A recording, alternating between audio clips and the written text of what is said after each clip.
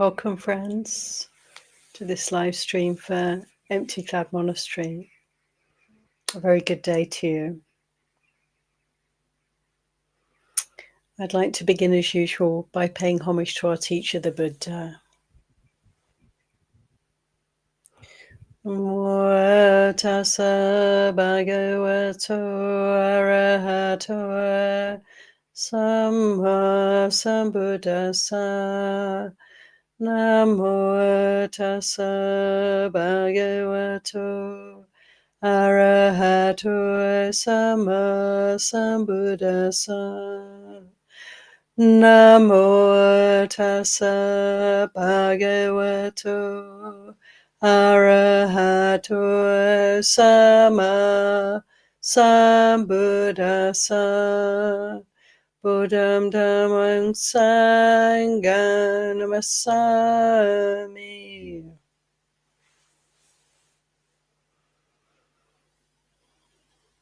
So today I'd like to maybe focus a little bit on the aspect of path that is related to speech. One of the 8 path factors, right speech, samavacha. It seems to me we live in times where we have to really try and navigate our way through a lot of confusion in what we hear in the speech around us, friends, in what's related to us, what's relayed to us through the media, social media, mainstream media. And I'm often reminded of how much the Buddha emphasized the importance of honesty in our speech, sincerity, integrity, not to lie. And of course, all of us who are following the Buddha's teaching seriously are keeping the 5 precepts, the 5 moral precepts. And as we all know, the 4th of these is musawada, refraining from false speech, refraining from lying.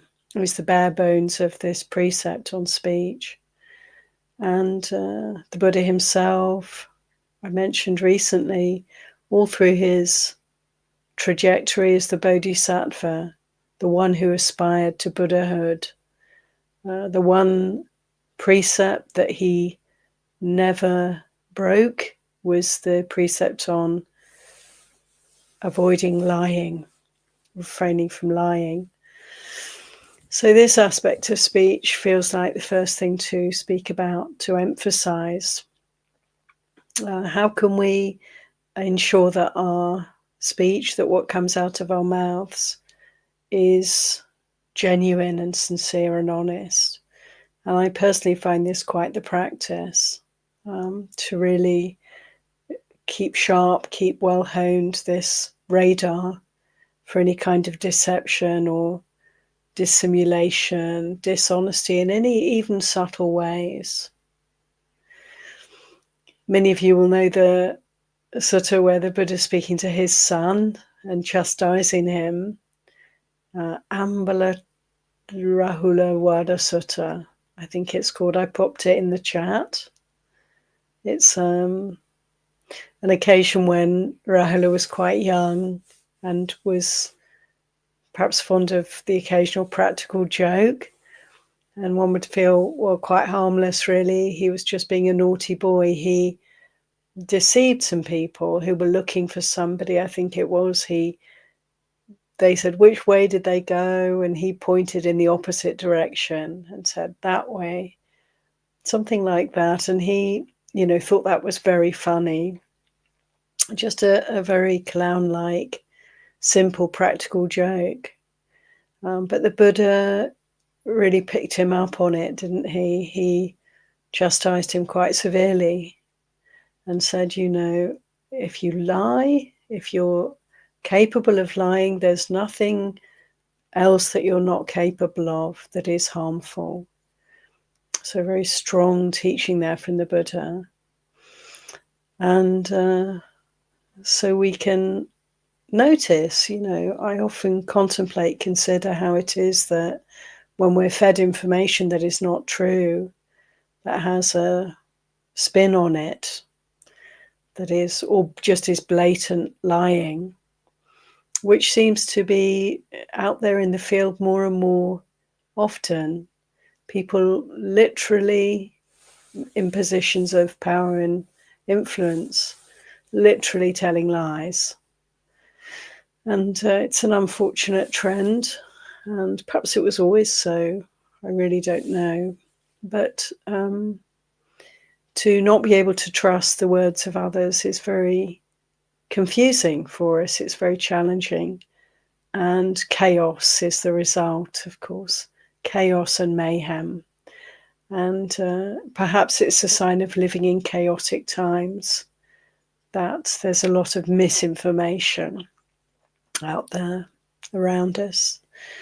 And what can we do about that? Not a great deal, perhaps, but we can certainly take note and determine, can't we, friends, to ourselves, cleave to honesty, make much of honesty. And of course, this comes from a place of integrity, a place of integration within ourselves.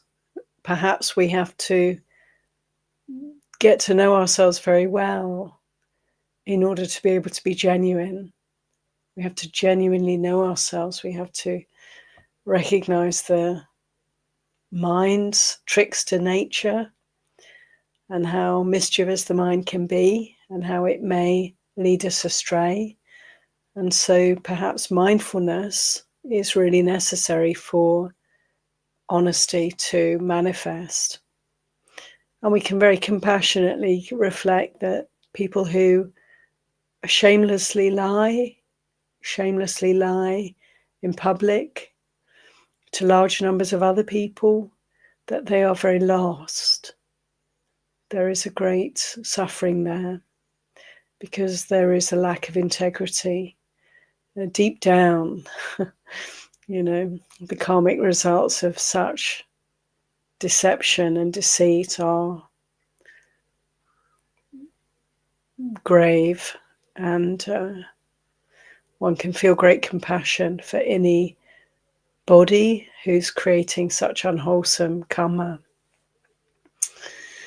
And so the first aspect of speech, yes, to really note and have the concern and consideration for scrupulous honesty in everything we say, and noting how this can be challenging perhaps sometimes and why that might be challenging, and how we can be quite firm in our keeping of this precept and face those challenges and be willing to maybe in some ways go against the current, step out of line in order to maintain our integrity, our honesty in our speech.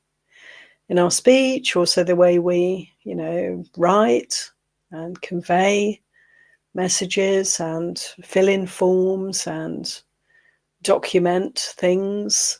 Of course, these are all ramifications of speech. There are, of course, more aspects to right speech than this one of honesty. To be able to speak in ways that are gentle, not coarse, not rough, not malicious, not backbiting, speaking about others who are not present, and not gossiping, not blowing out lots of hot air in meaningless speech.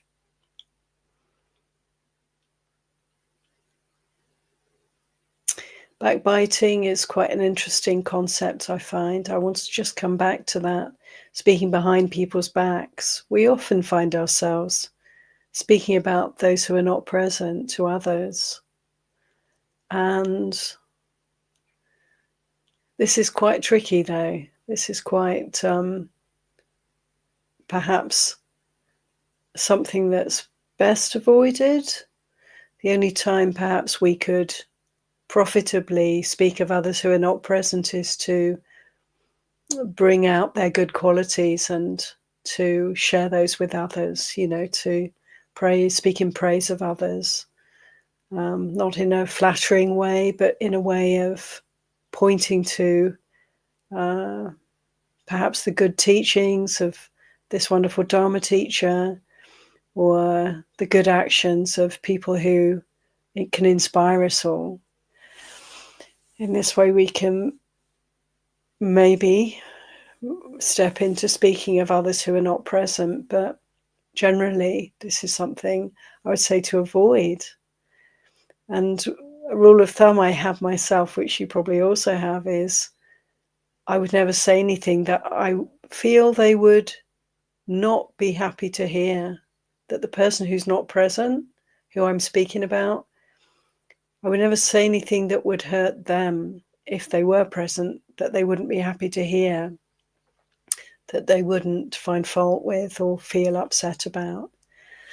But yeah, this is delicate, and perhaps on the whole best avoided, just to speak to those who are present and to avoid bringing in others who are not present. This is an interesting area, which we can maybe discuss. Feel free to drop comments and questions in the chat so we can have a conversation about right speech. It's very clear that malicious speech, coarse speech, harsh speech are best avoided because they're dissonant and they cause, unpleasant results for ourselves and others. This much is obvious.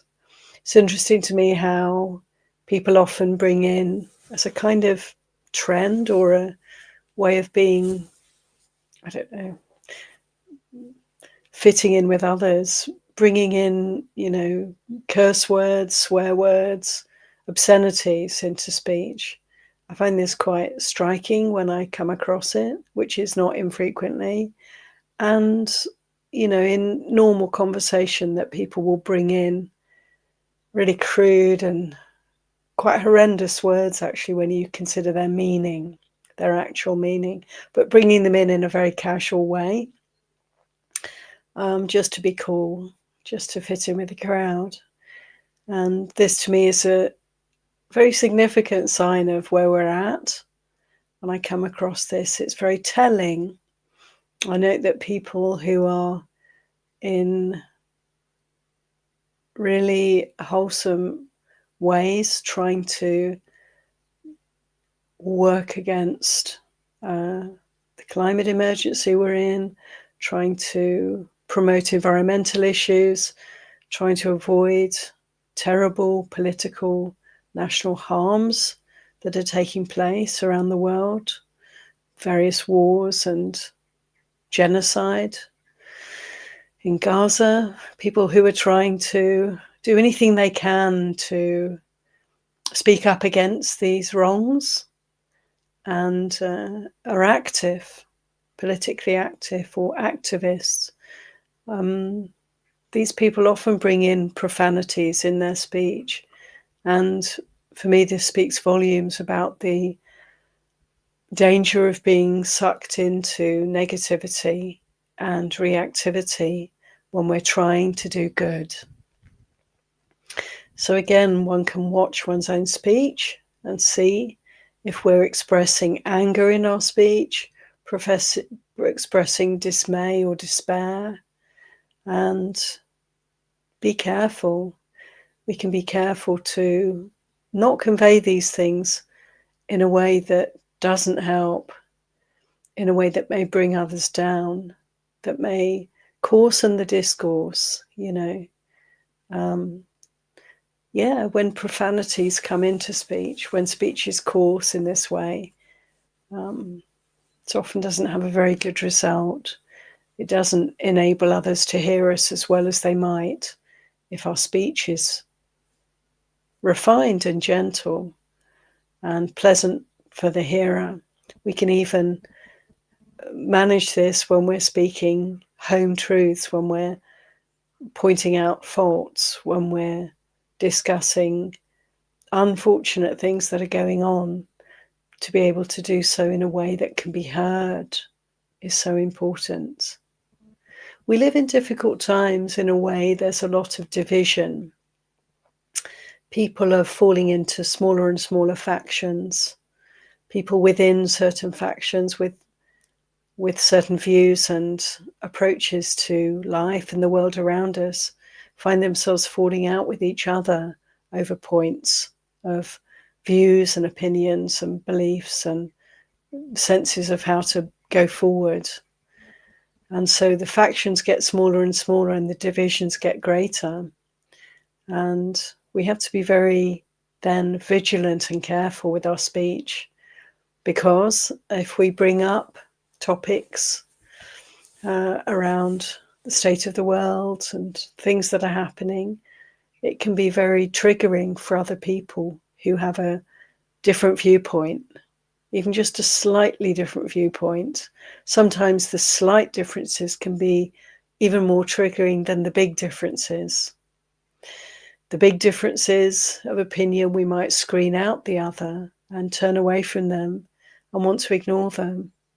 When there's a very slight difference in opinion, we're more invested in harmony with that person, that other, and then it can be very jarring for us when they slightly disagree. But in all of this division and difficulty harmonizing that we may be experiencing, it's really important to recognize what's happening and strive, friends, for harmony, strive for peace, and find ways to communicate that are able to kind of roll in like water and not create blocks and dissonances such that people can't communicate with us or we can't communicate with them. And this requires great skill, I feel. But the guidelines from the Buddha are surely a way forward for us to have speech that is gentle, that is true. To be timely in our speech is another piece of advice from the Buddha. To know when to speak and when to be silent. And there's great power in silence, is there not? When there's strong disagreements or confusion in conversation, when there are strong feelings, when people get into talking about things that are very emotive, it's often the best way forward to remain silent and to listen, isn't it? So to be able to listen and to feel the heat and the energy, the pressure that people are under, and the confusion perhaps and stress in the system, to be able to listen. And when we hear these things coming out in the speech of others, to get very attentive so that we can help to cool and soothe and give space for those pressures and those stresses to be voiced, to be expressed.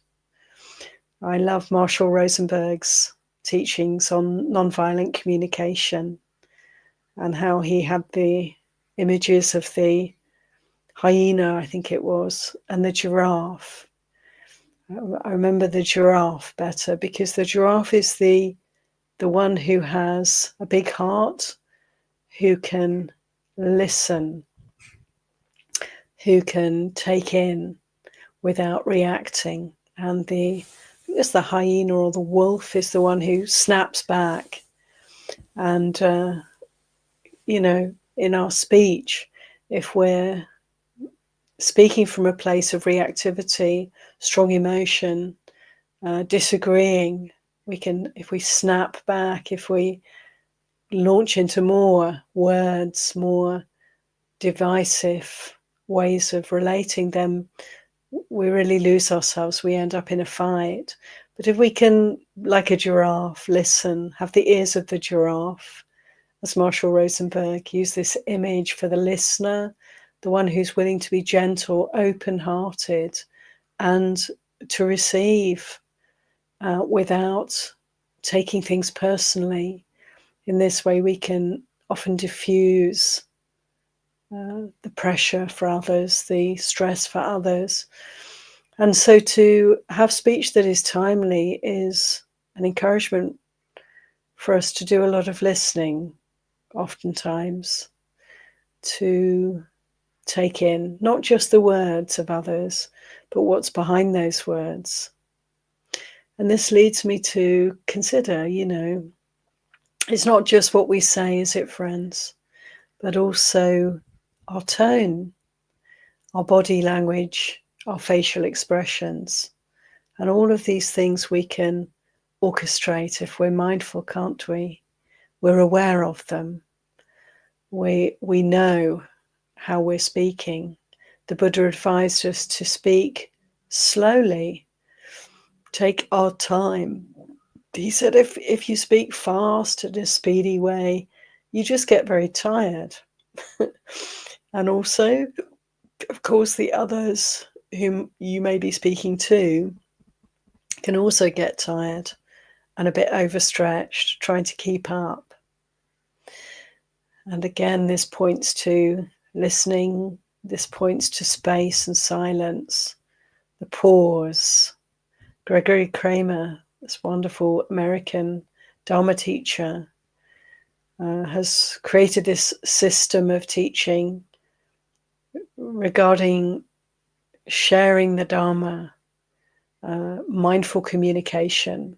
He calls it insight dialogue. Many of you will be aware of this teaching from Gregory Kramer, and he gives wonderful guidelines. And one of those guidelines is to pause, to be willing to take our time. Obviously, he promotes mindfulness in speech and attentive listening with the whole being, and trusting emergence to really allow ourselves to dialogue, rather than using speech to kind of inflict our energies, our views, our opinions on others. To be willing to dialogue is to be willing to let go, is it not? To let go of our own stance and to listen and to pause and to reflect and to have an open heart to what others are saying. And then we are changed by the dialogue, by the conversation, by the being with another. We can learn so much from speech, of course. All the teachings of the Buddha come through his words. We can benefit so much from listening to others. We can grow in wisdom. If they're teaching us something wholesome, that's wonderful. If they're sharing whatever views and opinions they may have about this, that, or the other, well, we can learn. We can grow in wisdom through listening. The quietest people, it's said, are the ones who say the least and who listen the most. And isn't that true? Or do we think that's true? And those who are quiet in groups, who are conversing, often, when they do, occasionally, perhaps rarely, raise their voice and say something, they are attended to. Their words have more impact. They have more power because they're people of few words. And there's something in us that knows that the quietness of others, those who are circumspect, Those who speak little and listen much are the wise ones. I'd like to read you just a few quotes from the Buddha. I put in the chat some references. I'm going to be referring to those. I'm going to read a few quotes and then I'd like to open for conversation. I'll have a look at the chat and we'll see where it takes us. Trusting emergence. So from Anguttara Nikaya, Book of Fives, the Buddha said this: a statement endowed with 5 factors is well spoken, not ill spoken. It is blameless and irreproachable by the wise. Which 5? It is spoken at the right time. It is spoken in truth. It is spoken gently. It is spoken beneficially. And it is spoken with a mind of loving kindness.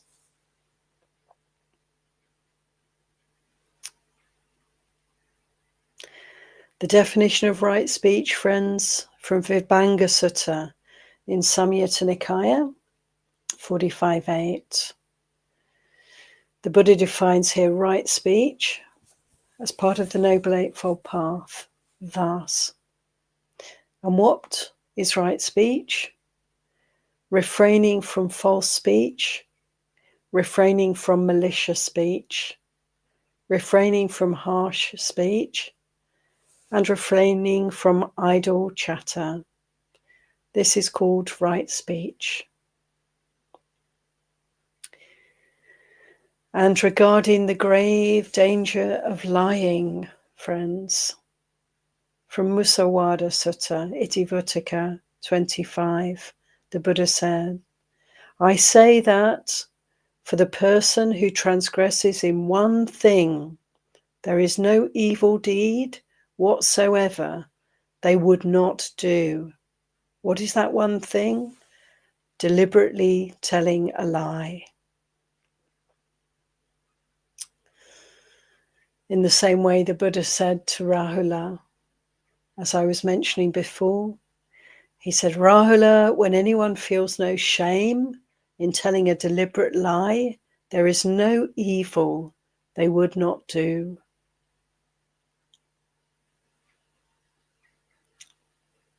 And finally, I'd like to quote you from Majjhima 41, Saleyaka Sutta. The Buddha's advising here how to speak skillfully with others in community. He says, abandoning divisive speech, one is a reconciler of those at variance and a promoter of unity. One who delights in concord, rejoices in concord, enjoys concord, speaks words that promote concord. I note that oftentimes it's the willingness to speak to others that can make all the difference. When there's, an encouragement, perhaps in our societies or cultures, to think of others as other, to other others, to feel that we're in some way, there's an us and a them, and that they are in some way the enemy or the alien or, not our people. And this we see in society so much, don't we, friends? In these times of chaos and confusion and deceit and dishonesty, we see people being encouraged almost to separate out and develop this sense of us and them. How dangerous this is. How much we are encouraged by the Buddha here to be willing to strive for harmony. And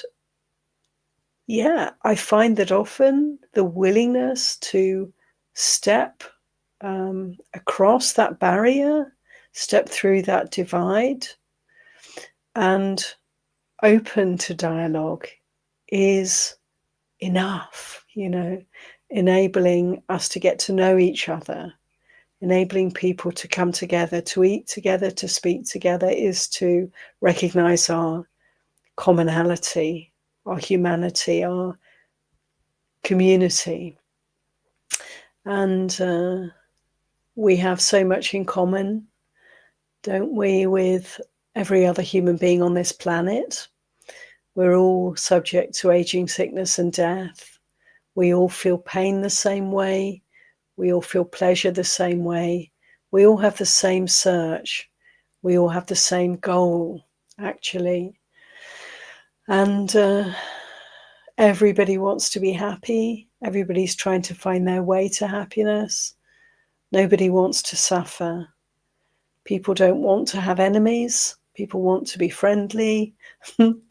And, to recognize this commonality enables us to overcome the obstacles that might be put in the way of togetherness, friendliness.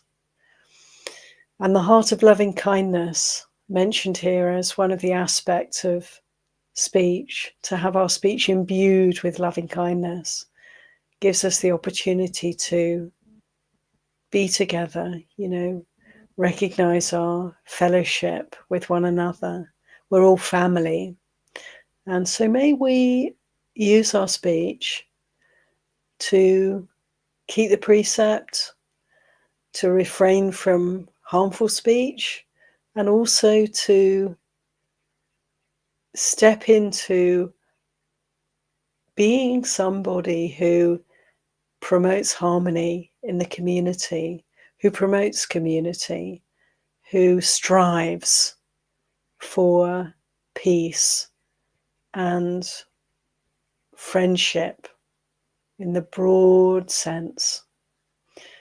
May all beings be well, may all beings be happy. Let this sentiment, propel us into opening our hearts to dialogue and skillful speech in our communities, and bridging communities, and recognizing our humanity. As a species, we are really strongly invited to come together and to put aside differences and to find ways to harmonize. Let this be our part of our path. Anyone? Thank you for listening to this one, dear friends. And I'm now going to have a look at the chat. You're very welcome to make comments and to open up some dialogue on the topic of right speech. Hi Geeta, hi Gregory, hi Madeline, good afternoon. Hi Manal, hi Jayanta, hi Ka from Ireland, hello. Niranjan, Thai friends. Christopher, hello to everyone else who's present.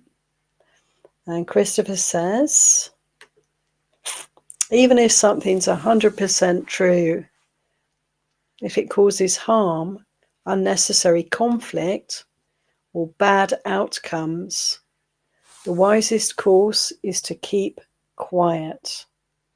That's very good, Christopher. Thank you. Yeah, I have to agree with every word. I'm just trying to think now. My brain's a bit foggy today, but the Buddha certainly said that there is a time for truthful, gentle speech spoken with a heart of loving kindness for the benefit of others. There is a place for that, even when that speech may not be well received. So even when sometimes that might create some distress in another. But we can consider the particularity of that, friends. I feel what Christopher's saying here is absolutely good and wise advice.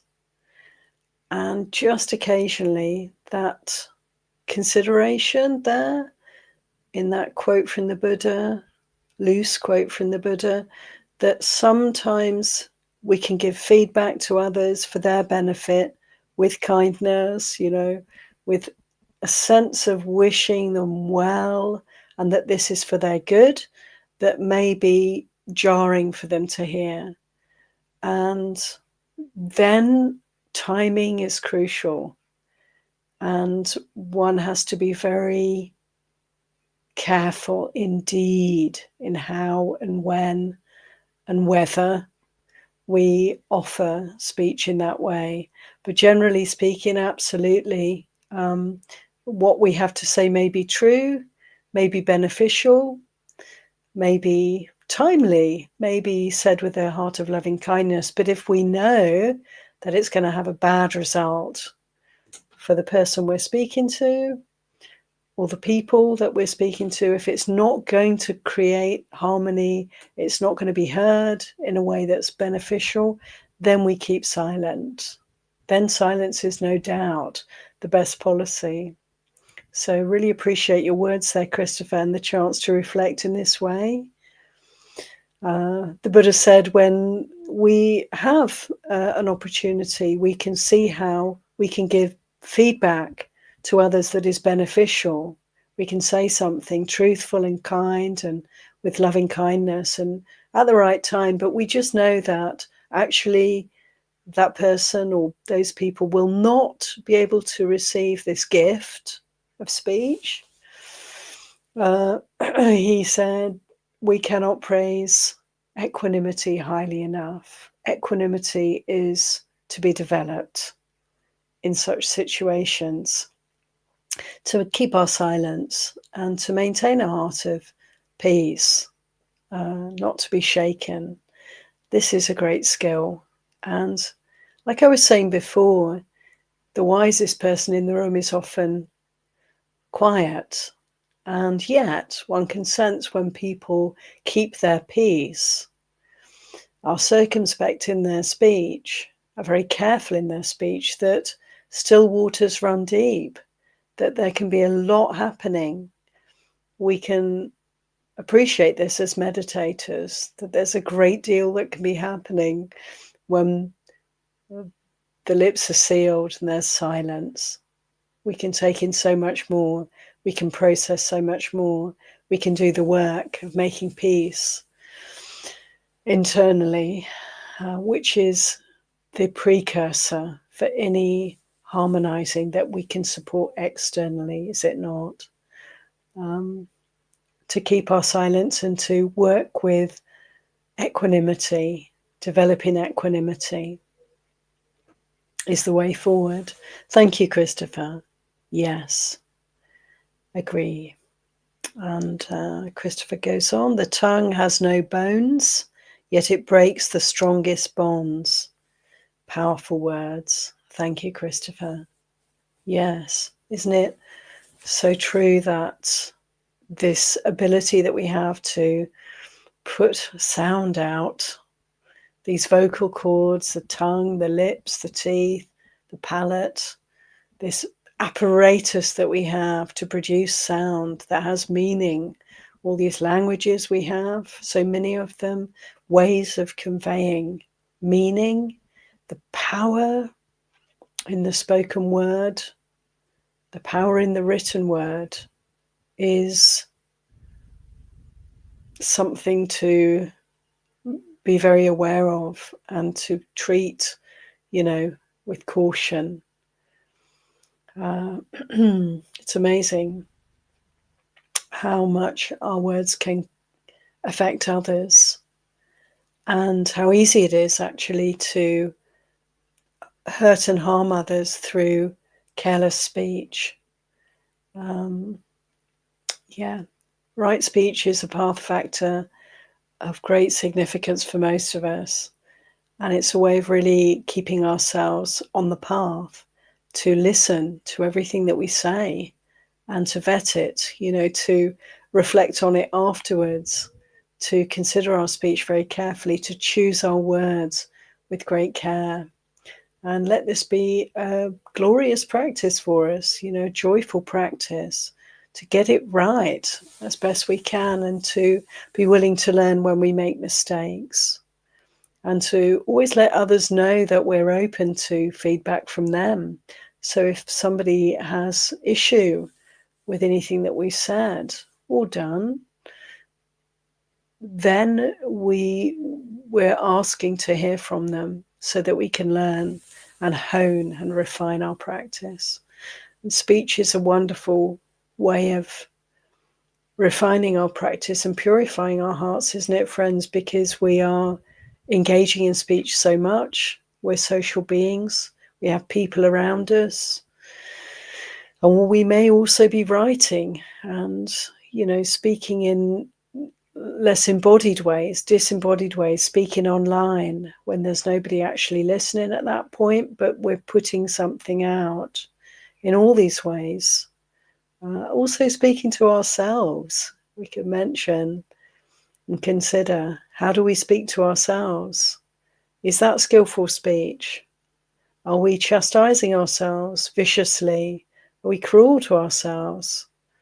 Are we lacking compassion for this one in our speech, in the way we talk to ourselves? This too deserves our attention, and this too can be purified. So speech is a wonderful way, and the verbal formation, the way we speak to ourselves, also a wonderful way to keep developing mindfulness, isn't it, friends? Thanks, Christopher, very much. Yeah. And Bhavani says, thanks, Bhavani. Teachers, heads of institutions may have to use strong, commanding, etc. words. So good intention is important, isn't it? Yeah, totally, Bhavani. Isn't it so? Teachers, leaders, people in positions of power, in the workplace, the bosses, all of us, really, to one extent or another, but certainly people who speak to large numbers of others, who are heard by large groups of others, even worldwide, even throughout their communities or nations. There is such a call, isn't there, to be careful. And sometimes, strong words may be necessary. Sometimes it's really important for us to speak out against what we see as injustice, what we see as cruelty, wrongdoing. As Buddhists, as practitioners, there is a certain degree of responsibility that we have to maintain sila here, to maintain our own virtue, but also to, by extension, to help others to maintain their virtue.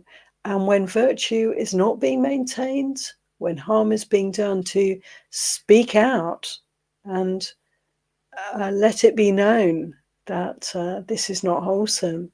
This is not going to lead to a good result. Coming back to Christopher, isn't it? Christopher, as you said, if you have an opportunity to speak out that will give some kind of a good result, that is the time to give voice. If there's a feeling or a sense or a wise reflection that this is not the right time and place to speak against something that's happening or being said or being done, then silence is the best policy. And it really is a field, isn't it, to consider, and only really this can be done moment by moment because it's such a vast field. If we think ahead in relation to our speech, this is helpful in that we can judge what we're about to say and choose whether or not to say it. But to try and plan conversations ahead of time is not so helpful. It's more important, I would say, for us to be mindful in the moment and to be carefully guarding our sila, choosing the right words. But coming back to what you're saying, Bhavani, absolutely, for people of influence, for people in positions of power, how crucial for them to consider their speech, and how sad that we often see carelessness here and even downright dishonesty. And this is a great harm, and the results kind of radiate forth from that harm. And we can see there's so much happening in the world. As the Buddha said, there's nothing a liar, a public liar, wouldn't do that is harmful.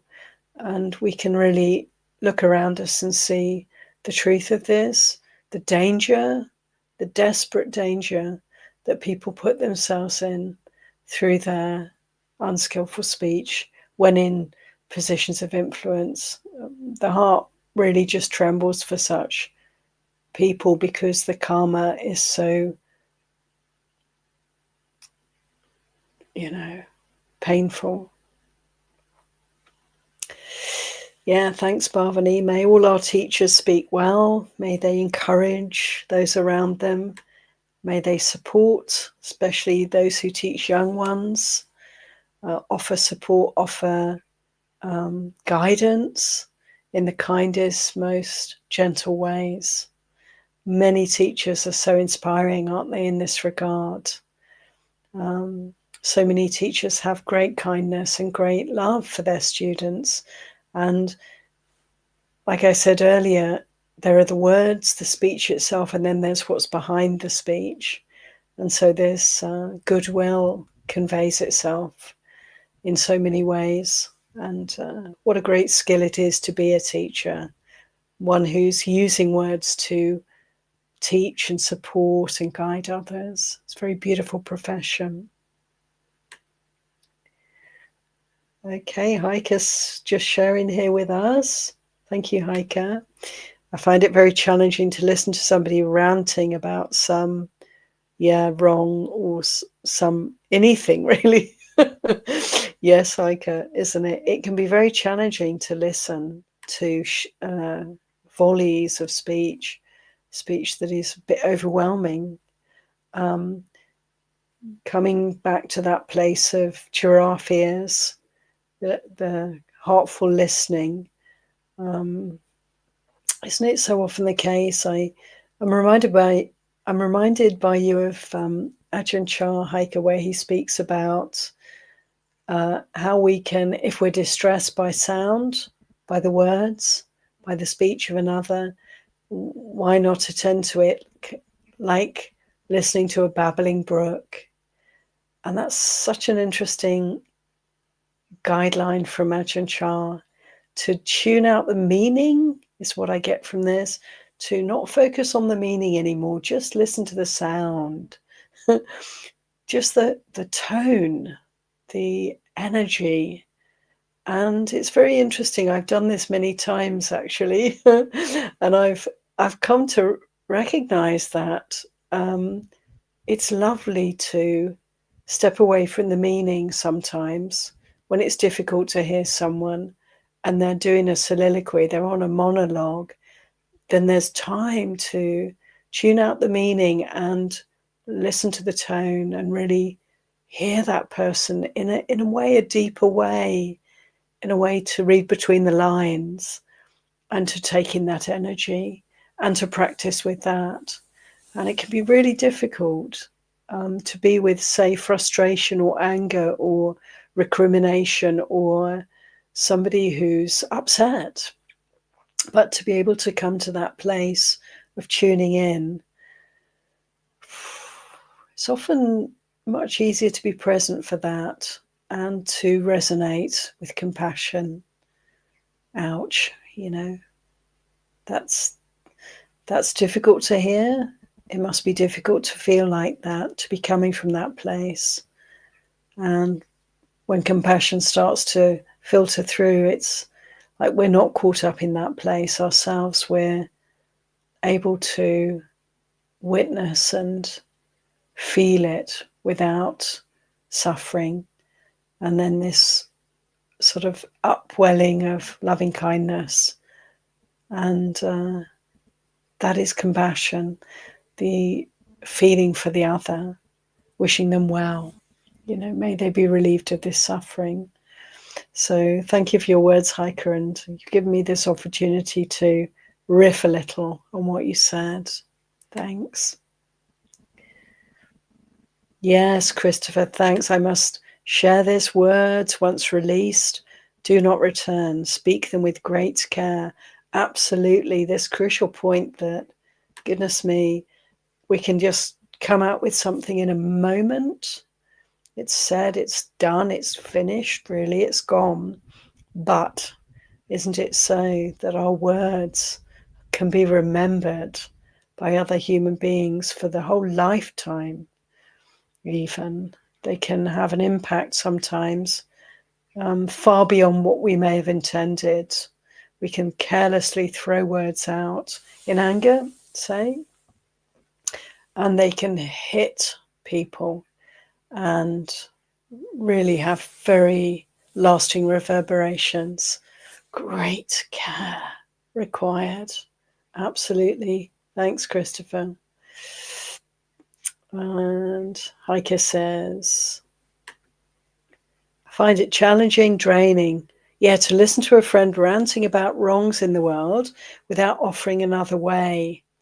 I understand they might need to vent, but I'm absorbing their negativity. Any advice? Yeah, thanks, Heike, for that lovely, complete question and statement. Yeah, it's really, as I was saying, it is really hard.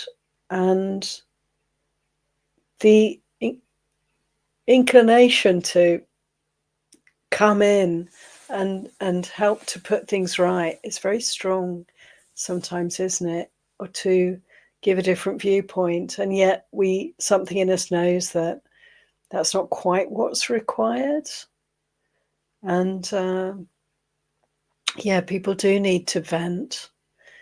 And yet we can feel in this way that when we're subjected to this venting, we can be, impacted, and it can be very difficult and stressful for us in a sense of that we do take in and absorb that energy. And so absolutely, I mentioned the Ajahn Chah guidance to tune into something other than the words to help us to basically come back to mindfulness and center ourselves and to feel what we feel. And this gives us a chance to process as the person speaking. We have to really, it's like, how do we come to this place of being, rather than like the dustbin for the other, which is really that sense you're describing, Heike, to being more like a waste disposal unit where the rubbish comes in.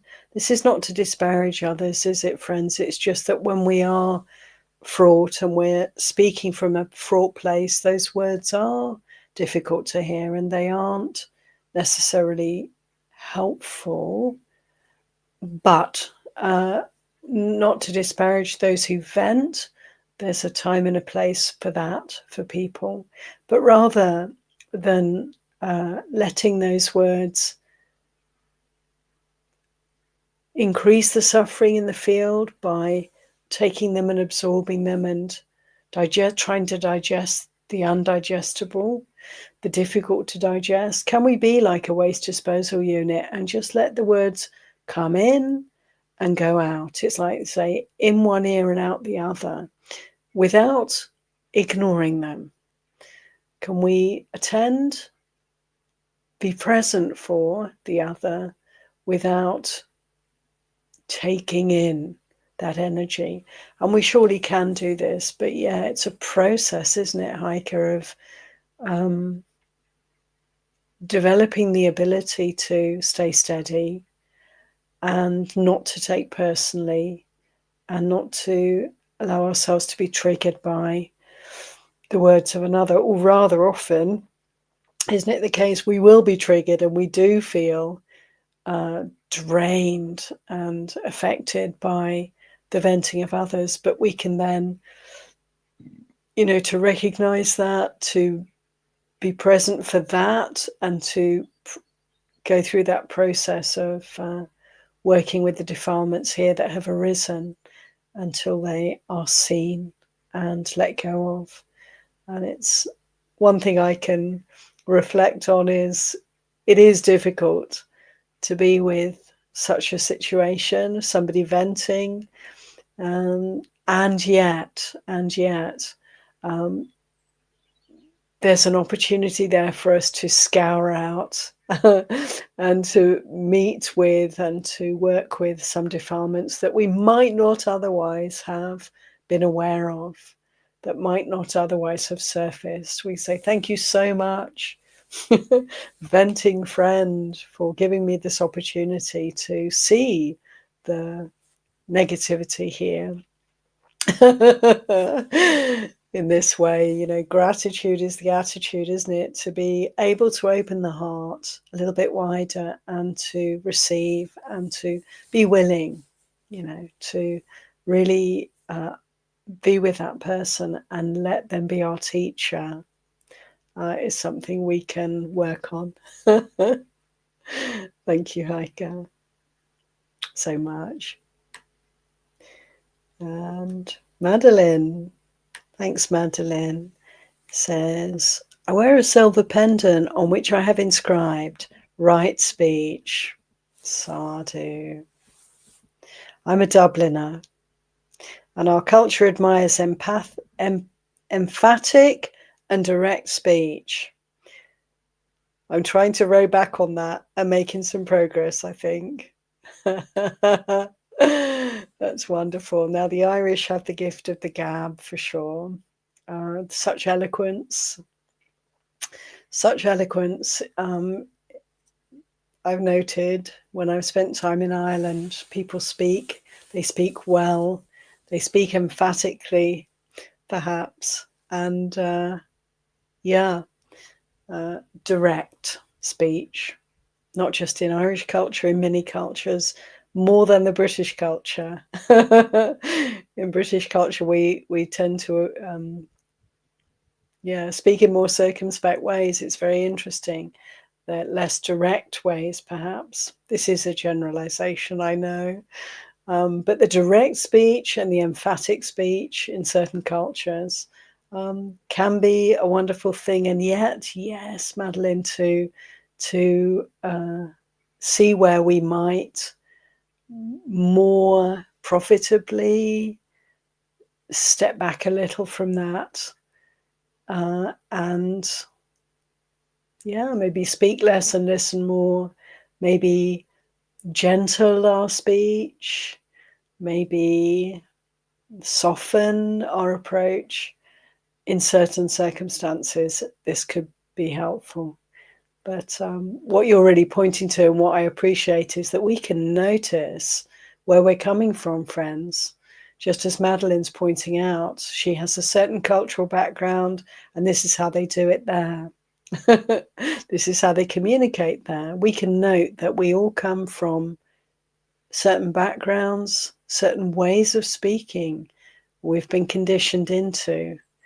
And we can courageously, willingly, step into, in a way, a broader perspective where we can look at those cultural ways and consider, is there anything here that's unwholesome? Is there anything here that I can see could be refined in some way? I think this is really valuable. Going back to what I was saying, touching on that we're a global community. Nowadays we can communicate online far and wide, and we may meet those of very different cultures, very different ways of speaking. Can we recognize where people are coming from, and can we see how we get to harmonize with all these different ways, with all these different views and ideas, but also all these different ways of conveying our sharing, communication. Yeah, thanks, Madeline. Dubliner. Grand. Hi, Edward. Hi, Anna Maria. And Christopher shares. Thanks again, Christopher. Great stuff. In Akosa Sutta, Samyutta Nikaya 7.2. A man insults the Buddha harshly. The Buddha replies with a simile. If you offer a gift to someone but they don't accept it, to whom does the gift belong? The man answers, it remains with the giver. The Buddha says, just so. Your abuse remains with you, since I do not accept it. In that sense, we can choose not to be affected by words. Thank you so much for bringing in this beautiful teaching, Christopher. Yes, that's such a helpful teaching to consider today in the light of all that we're discussing. This incredible teaching, how we have a choice. And I remember the first time I heard this teaching, I reflected, I didn't quite realize before that choice was there. Yeah, we have a choice. And what gives us the choice, whether to receive or not the words of others, I would say is mindfulness, is the ability to be centered, to be present. Because when we're present, we're protected, are we not, friends? We have a natural protection of our awareness because we can feel the impact of the speech that we may be hearing that's coming towards us, that may be directed at us. We can feel the impact when we're mindful, when we have body awareness. We're not just listening with our ears. We can appreciate how the entire body is listening, always. The entire body is affected, impacted by the sense input through hearing in this case, and also consciousness, the understanding the speech. What an impact this has. And when we're mindful, we can feel the impact and we can choose. We have choice then whether to go along with, to open to receiving, or whether to develop, bring up loving kindness, equanimity, compassion. We have that choice, and we can switch, and we can see what's the most skillful way to respond. Is it to get into the dialogue, or is it to feel what we feel and bring up the skillful, healing, kind resource that's needed in that moment? Let's always remember the Brahmaviharas when we're speaking or hearing, listening, when we're in conversation, in dialogue with others.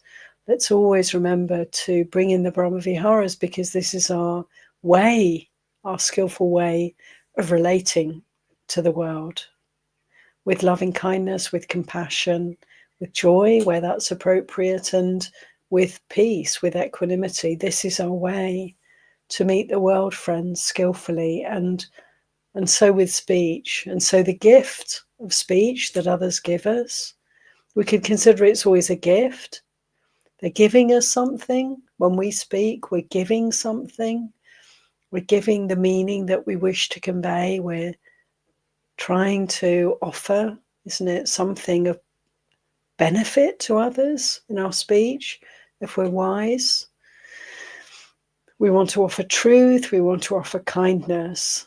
We want to offer meaning that is beneficial at the right time. This we want to do. And so there's a gift giving going on with speech. But if somebody's giving us the gift of their speech and we recognize this isn't actually of benefit here, then we can choose not to receive that gift.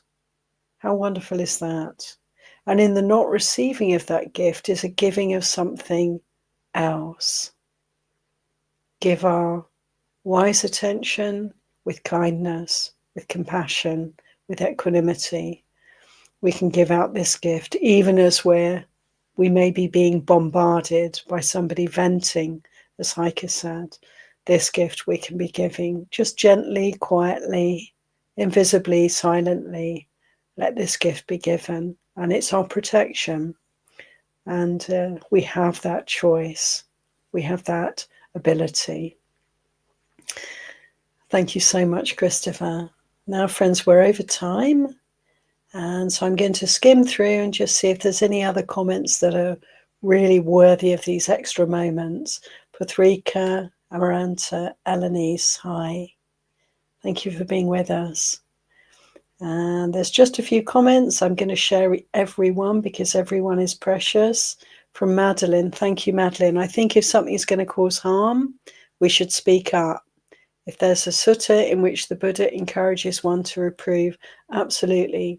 We have a real call, a real responsibility to speak up against wrongs, against injustice, against harm. We surely do, friends. Let's be careful and wise around how, what, and when we speak. But this responsibility is precious. Madeline says, in fact, Bhikkhu Bodhi is a true exemplar of speaking out about injustice in the world. Absolutely, sadhu, Bhikkhu Bodhi. This is an instance of speaking when a person is not present, but it has to be said that Bhikkhu Bodhi is a fearless advocate for justice and trying, in so many ways to promote peace and harmony in the world through his speech, and one can bow to that. Great teacher for us all, Bhikkhu Bodhi. And Amaranta, thanks Amaranta, saying, Ayya, sometimes being kind to others and feel metta for others can cause conflict. The Buddha used perfect speech, but sometimes even follow the Dhamma can cause conflict. What to do in these moments? Thank you, Amaranta. Yeah, this is a great example of how it is that sometimes we're doing our best as we understand it. We're trying to help and serve and speak skillfully, and the result isn't always good. And this is really painful for us when this happens. But what a good opportunity then, Amarantha, for us to reflect deeply on what has happened and learn. We get to learn. It's only, maybe one could say, in these ways that we get to refine our speech further, that we get to grow in wisdom and understanding and have compassion for ourselves in this process, because we're all doing our best. That's something I find very helpful to remember in relation to all the ways in which I see harm happening in the world, is to reflect that people are doing their best, even when doesn't look great. Just to give that much credit to others. They're doing their best in their own world, and people can be misguided. We can make mistakes. We can really go astray, actually. But nevertheless, people are trying. Everyone wants the same thing. Everyone wants happiness. The ways in which we seek it are sometimes very unprofitable. But to be willing to forgive our own mistakes and learn from them. And this enables us to have the same attitude towards others, which is helpful, which is promoting peace and harmony. There's so much more I could say, but we're over time, so I'll stop here. And finally, comment here from Heike. Thanks, Heike. Last comment.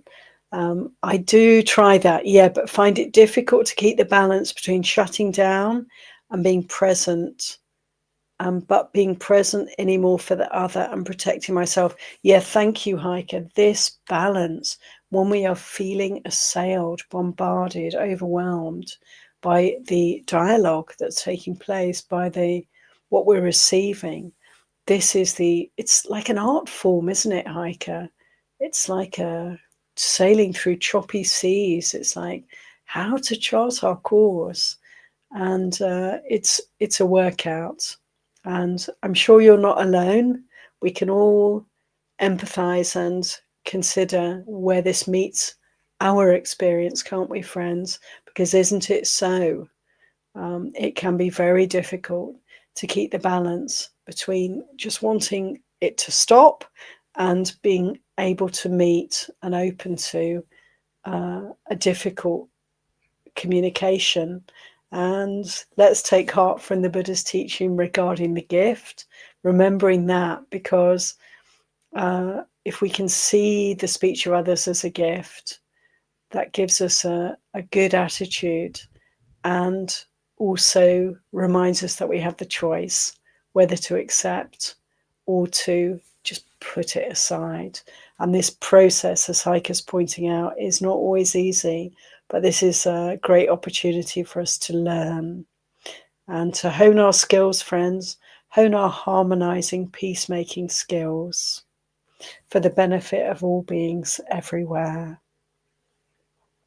Thank you so much, friends.